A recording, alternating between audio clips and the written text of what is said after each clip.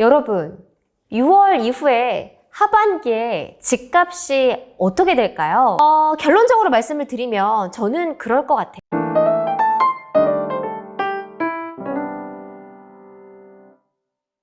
네, 여러분 안녕하세요. 부동산 미녀, 부미녀로 활동하고 있는 이현진입니다. 여러분, 6월 이후에 하반기에 집값이 어떻게 될까요? 어떻게 예상하고 계신가요? 어렵습니다. 저도 어렵습니다. 지금 6월이 됐는데도요, 상승과 하락에 대한 의견이 아주 팽팽하고요. 그리고 거래 절벽도 풀리지 않아서 어떻게 됐는지 잘 모르는 상황입니다. 그래서 오늘은요, 집값 전망과 함께요, 집값을 흔들 수 있는 변수들에 대해서 살펴보도록 하겠습니다.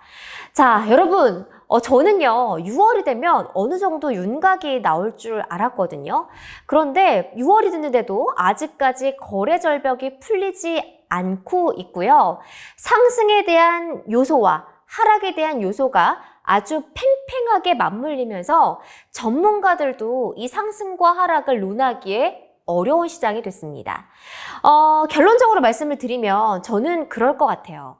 아주 큰 폭의 상승과 아주 큰 폭의 하락도 발생하지 않을 것 같습니다. 상승을 한다면 서울 위주로 조금씩 상승하고 보합 상승을 유지할 것 같고요. 또 지방은 하락하거나 보합을 맞지 않을까 싶네요. 그래서 이제는 서울 수도권과 지방을 다르게 봐야 될 것 같고요. 상승과 하락을 논하는 것보다 그거를 둘러싼 변수들이 어떻게 움직일지를 살펴봐야 되는 것 같습니다. 잘 모르겠어요. 그러니까 여름이 왔는데도요, 지금 저는 뚜렷한 걸 보이지 않는 것 같습니다. 자, 그러면 집값을 흔드는 변수들에 대해서 같이 이야기를 나눠볼까요? 일단 저는 첫 번째는 제일 중요한 건 새 정부의 부동산 정책 방향입니다. 자, 여러분 이제 6월이 됐잖아요. 지방선거가 끝났죠. 그래서 윤석열 정부에서 첫 번째 부동산 정책을 발표를 할 겁니다. 대략적으로는 지금 오픈이 되어 있는데요. 아마 관심 있으신 분들은 아실 것 같죠. 자, 이제 지방선거가 끝났기 때문에 그동안의 공약들을 부동산 정책에 녹일 겁니다. 저는 이제 지금 민간택지 분양가 상한제, 그리고 공공택지 분양가 상한제, 이 분양가를 고치겠다고 첫 번째로 발표를 했죠.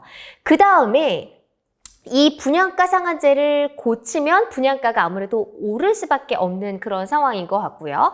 그 다음에 세제를 개편하겠다고 했어요. 다주택자를 억누르던 종합부동산세랑 보유상세, 보유세 이런 것들을 지금 개편하겠다는 이슈들이 나와 있고요. 그리고 지금 임대차 시장 관련해서는 임대차법을 약간 수정하는 방향으로 갈 것 같은데 크게 고치지는 못할 것 같습니다. 어쨌든 지금 6월 달에 관련 대책을 내놓겠다고 했고요. 그리고 여러분들이 정말 많이 궁금해하시고 댓글 달아주시고 문의 주시는 내용 있죠. 대출 관련한 내용인데요. 대출도 7월에서 9월 중에 LTV를 완화하는 걸 시행을 하겠다고 했죠. 일단은 생애 최초 주택을 구입하는 사람에게 LTV 80%를 풀 텐데 어느 정도 수준에서 어떻게 풀지는 아직까지 나오지는 않았습니다. 그래서 저희가 지금 이제 취재하고 알아본 결과로는 그래도 6월 중순 하반기 6월 말쯤에는 부동산 정책을 조금 오픈하지 않을까 싶은데요. 그 정책 방향이 얼마만큼 푸느냐, 언제, 어떻게 앞으로 계획을 갖고 푸느냐에 따라서 앞으로 부동산 시장이 많이 달라질 것 같다라는 생각이 듭니다. 자, 두 번째는요. 대출이 정말 중요한데요. 대출에 대해서 지금 언제 푸냐, 대출 규제 어떻게 푸냐 이런 논의들 굉장히 많이 물어보고 계십니다. 일단 제가 확실한 것만 말해드릴 수 있는 점은 생애 최초 주택자 구입자에게는 LTV 80%를 푸는 건 지금 예견이 돼 있는 일이고요. 그 다음에 미래소득을 반영을 해서 DSR에 좀 걸리지 않게 풀어주겠다라는 것도 조금 더 확실시 되는 것 같습니다. 하지만 중도금 대출이 포함이 될지 어떻게 될지는 좀 구체적인 사안이 나와야 될 것 같은데요. 근데 대출 규제를 지금의 수준에서 나와 있는 이 정보로만 갖고 풀기에는 많이 풀리지 않을 것 같습니다. 그러니까 저희가 예상했던 것보다 대출을 엄청 많이 받을 수 있다기보다는 지금의 수준보다 조금 더 늘어나는 그런 여건이 되지 않을까 싶네요. 자, 세 번째, 집값을 흔드는 아주 중요한 변수 중에 하나는 대출 이자 부담입니다. 자, 지금 금리 인상에 대한 이슈들이 너무 많이 나오고 있죠. 사실 저도 무섭습니다. 지금 저도 대출 이자가 은행에서 계속 팝업이 와요. 대출 이자 금리가 상승했습니다. 이번 달에 내야 될 대출 이자는 이 정도입니다. 이렇게 하는데요. 저도 한 몇 달 사이에 그래도 몇십만 원 이상은 오른 것 같거든요. 그래서 이 대출 이자 부담이 굉장히 많이 부동산 시장의 심리로 작용을 할 것 같은데요. 저는 이런 것 같아요. 대출 이자가 지금 급격하게 오르고 있죠. 일단 기준금리는 2%인데 대출 이자는 뭐 지금 5%, 6%, 7%, 막 8%까지 얘기가 나오고 있는 상황입니다. 그런데 기준금리를 하반기에 최소 뭐 2차례 올리겠다, 한국은행이 올리겠다, 이런 이슈들이 나오고 있는데요. 그럼 은행에서 대출 금리를 얼마나 더 많이 올릴까요? 정말 많이 부담이 되는 것 같습니다. 그런데요, 대출 이자, 금리 인상은 부동산 시장과 이런 관련이 있는 것 같습니다. 일단은 대출 이자가 늘어나면 부담이 되는 사람은 누군가요? 바로 대출을 받은 실수요자들이겠죠. 하지만 이게 미래에 집을 사야 되는 사람에게도 굉장히 심리적으로 압박이 옵니다. 내가 당장 대출 이자 부담이 늘어나지는 않았지만 집을 사게 된다면 잠재적인 수요자들을 압박할 수 있는 굉장히 중요한 이슈가 될 수 있기 때문에요. 부동산 시장이 전체적으로 매수 심리가 이렇게 위축이 됩니다. 그래서 금리 인상, 대출 이자 부담이 엄청 직격탄을 지금 주고 있다라기보다는 앞으로 미래에 향후에 주택을 구입하는 수요자들에게요, 이 심리를 굉장히 억압하고 압박하거든요. 그래서 집값이 오를 수 있는 걸 억압하고 하방으로 누르는 그런 아주 중요한 변수가 될 수가 있을 것 같습니다. 사실요, 정말 대출 이자 부담이 늘어나면 내가 만약에 대출 받았어요. 집을 샀다고 하더라도 집값이 오르고 있더라도 이 대출을 못 갚으면 집을 팔아야 되는 그런 최악의 상황을 맞을 수가 있거든요. 그러면 내 집 마련에 대한 전략, 그리고 부동산 투자가 잘 안 되는 거죠. 계획대로. 그렇기 때문에 굉장히 중요한 부담이 될 수가 있을 것 같습니다. 자, 그 다음에요. 또 중요한 변수가 뭐가 있냐면요. 제가 여러 차례 영상을 통해 말씀을 드렸는데요.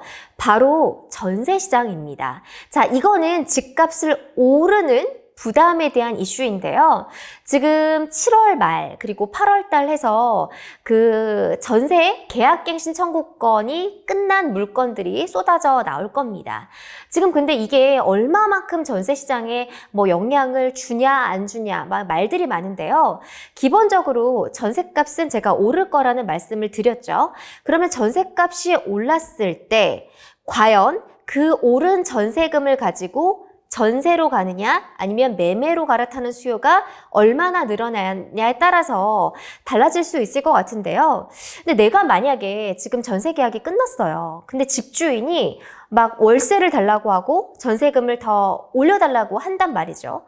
그러면 나는 전세로 가기에도 부담이 되지만 매매로 가기에도 상당한 부담을 안고 있는 것 같습니다. 왜냐하면 대출 이자 계산해야죠. 그리고 대출이 나올지도 일단 모르는 거죠. 그리고 집을 어디에 사야 하며, 그리고 집값이 떨어질 수 있다는 이 부담감, 여러 가지 압박들이 있기 때문에 쉽게 매매로 갈아타지는 못할 것 같습니다.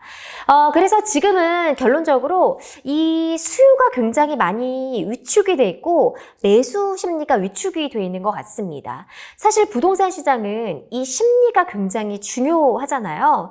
그리고 이 한국의 우리나라 부동산 시장의 특징을 보면 이 정책에 굉장히 영향을 많이 받는 것 같습니다. 어떤 정책이 어떻게 나오고 정부가 어떤 시그널을 주느냐에 따라서 수요자들의 심리가 엄청 많이 변동이 되고 시장이 막 이렇게 움직이거든요. 그렇기 때문에 앞으로 새 정부가 어떤 정부, 어떤 정책을 내놓을지를 좀 예의주시하시는 게 좋을 것 같습니다. 자, 일단은 6월 달에요. 새 정부가 부동산 정책을 새롭게 내놓겠다고 발표를 했습니다. 제가 지금까지 알아보고 취재하고 또 이제 국토교통부에서 내놓은 자료들을 보면요. 지금의 시장을 완벽하게 변화할 만큼은 아닌 것 같습니다. 그런 강도는 아닌 것 같고요. 지금의 부동산 시장의 부작용들을 조금 고치고 달라지는 수준에서 일단 정책을 내놓지 않을까 싶어요.